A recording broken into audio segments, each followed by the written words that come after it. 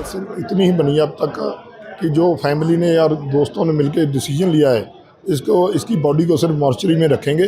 Postmortem जब तक नहीं करवाएंगे, जब तक कोई इंसाफ बने, हमें कोई दिखाई नहीं देता भी हमें कोई इंसाफ मिल जाएगा। इसलिए हमें ये बॉडी ना ख़राब हो जाए कि ब्रस्ट लगा हुआ है, तो इसके लिए हम सिर्फ मॉर्चरी में रखा रहे हैं। पोस्टमार्टम आप तब तक नहीं करवाओगे? नहीं करवाएंगे तब तक। ये हमारे सारे दोस्तों का, फैमिली का डिसीजन है। जब तक हमें कोई आगे कोई सरकार या प्रशासन हमें दिखाई नहीं देगा ये उनके नज़दीक पहुंच गए। इससे पहले भी कोई थ्रेट था चरणप्रीत को, आपको लगता है? तो इससे पहले करीब 2023 में एक हल्के से गैंगस्टर का थ्रेट आया था, जिसकी हमने DDR रफ्ट माजरी पुलिस स्टेशन में डलवाई थी। उसके बाद में हमने इसको वेपन के लिए अप्लाई किया था, लेकिन किसी कारण कोई एक छोटा सा एक पर्चा था झगड़े का, तो उसके लिए वो वेपन बन नहीं पाया। तो उसके बाद में इसकी कोई ऐसे किसी गैंगस्टर के साथ बात नहीं हुई।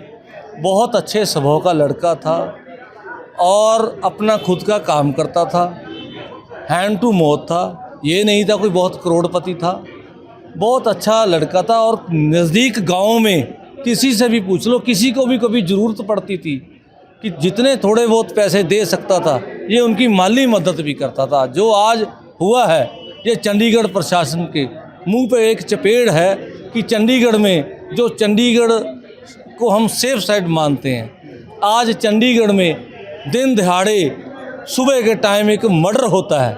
तो मर्डर जिसका होता है उसको चंडीगढ़ PGI में लेकर आते हैं लड़के। इतने में जो मर्डर करने वाले लोग हैं वो पंजाब में एंट्री कर जाते हैं, जबकि चंडीगढ़ में कोने कोने में पुलिस कैमरा सभी जगह इनकी PCR गाड़ियां खड़ी होती हैं। तो इन्होंने जब तक तो उनको काबू में नहीं लिया, तो अभी ये हमारे को दिखा रहे हैं कि उनकी फोटोज है कि जो हेलमेट ले रखा है, कि उसका नंबर जो फेक है मोटरसाइकिल का। ये तो जो भी कोई बंदा वारदात करने आता है वो फेक नंबर मोटरसाइकिल का लेकर आएगा और वेपन भी 2 नंबर पर लेकर आएगा, हेलमेट भी लेकर आएगा। तो ये पुलिस को होना चाहिए कि जब हम इतनी चीज़ें देखते हैं तो ऐसे बंदों को गोली चलाने के बाद में 15 मिनट 20 मिनट का समय मिला, तो 20 मिनट में वो चंडीगढ़ क्रॉस कर गए। तो इस चंडीगढ़ की प्रशासन से हमारा आज भरोसा उठ गया। अच्छा, इससे पहले भी रेकी हुई थी, इससे पहले भी धमकी आई थी, क्योंकि इसके बाद पूरा मामला गैंगस्टर लक्की पटियाल ने इसकी जिम्मेवारी भी ली है। देखो, जो लक्की पटियाल ने जिम्मेवारी ली है, लक्की पटियाल भी पता नहीं उसने जिम्मेवारी ली है किसने ली है, ये अभी क्लियर नहीं है। क्योंकि फेसबुक पे क्या होता है कि जिसका मर्डर होता है उसकी जिम्मेवारी थोड़ी देर में या तो कोई ना कोई डलवा देता है कि इसका जो परिवार है वो थोड़ा सा शांत हो जाए। लेकिन लक्की पटियाल से इसकी कोई भी मतलब दुश्मनी नहीं थी और ये बहुत अच्छा लड़का था। 5 साल से जिम में आता था और अपने कारोबार पे जाता था।